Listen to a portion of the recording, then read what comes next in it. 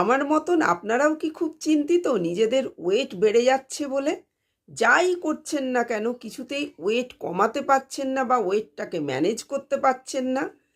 আর চিন্তা নেই, এসে গেছে অরিফ্লেমের ওয়েলোসাফি রেঞ্জের NutriMeal weight loss and weight management product.